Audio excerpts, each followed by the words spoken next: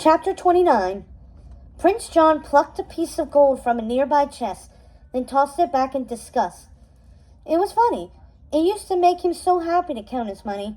The sound of each coin plucking it onto the pile was like music to his ears. But that night, even his riches weren't enough to soothe the savage beast inside of him. He was too angry about this Robin Hood nonsense. The useless sheriff hadn't been able to find the outlaw, nor had any of his guards. He'd had them searching the forest for a week, and there had been no sign of him at all. And yet somehow the animals of Nottingham were still getting gifts and food and all sorts of stolen goods. And they were singing that traitor's name in the streets. Well, no one cared at all about John. It was enough to make a king want to throw his crown at the wall or go crying to his mother. He had to admit, this ruling the kingdom business was a lot more difficult than he'd anticipated. It was putting him in a very bad mood. Is something the matter, Your Majesty? Prince John lifted his head just in time to see Sir Hiss slithering into the throne room. John quickly sat up straight, pushing the crown back onto his head. Sir Hiss was always lecturing him about his posture and looking like a real king. Once he'd even had the nerve to suggest John stop sucking his thumb. Sometimes the prince wondered why he kept the snake around at all. In fact, he tried to let him go on multiple occasions, but somehow always ended up changing his mind at the last minute. Mostly because the snake kept him company. Sir Hiss made him feel less alone. Yes, something is the matter, he growled. Robin Hood! How is it possible he's still out there and not in my dungeon? He shot out his foot, kicking the chest by his feet and succeeding in knocking it over. A waterfall of gold cascaded down the dais and onto the floor, but Prince John hardly noticed it. He was too angry. Sir Hiss flicked his tongue. I'm so sorry, sire. You, of all rulers, should not be subject to such trials and tribulations. Exactly, agreed Prince John sulkily. I mean, come on, Hiss. How am I to endure it? He's taking all the glory. They treat him like a hero, when he's nothing more than a common thief.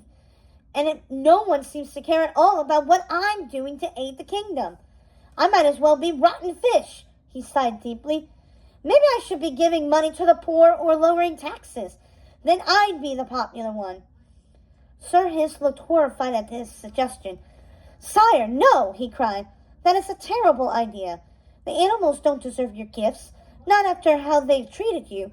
If anything, you need to tax them more, not less.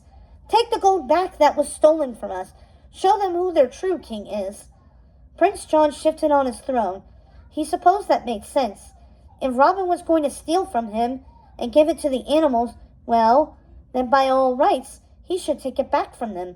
It was his gold, after all. Still. But then the animals won't like me, he moped, moving to put his thumb in his mouth before he remembered and dropped his paw in his lap again. They'll think I'm a bad king. Oh, please, sire, the snake scoffed.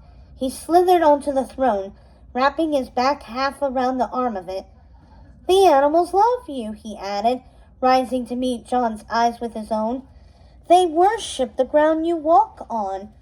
They are happy to share their wealth for the good of the kingdom. Suddenly, John noticed the snake's pupils were spinning quite fast, turning in a mesmerizing fashion. For a moment, he couldn't help watching them.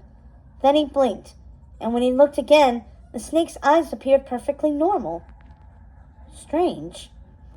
You're right, of course, John said to Sir Hiss, feeling a new conviction rise inside of him. We should increase the taxes, get our money back. It's only right, and I'm sure my subjects will agree. They are loyal, after all, just like you. He smiled at the snake. What would I do without your wisdom? He found himself asking, though he wasn't sure why. Sir Hiss smiled. Don't worry, sire. You'll never have to find out. He slipped off the throne and back to the floor. Now, shall I inform the sheriff of your new policy? Prince John yawned loudly. I suppose you should, he agreed. In the meantime, I think I'll take a little nap. All this important ruling has made me quite sleepy. A grand idea, Your Majesty, Sir Hiss said, tipping his head in the prince's direction. Get your rest and leave everything to me.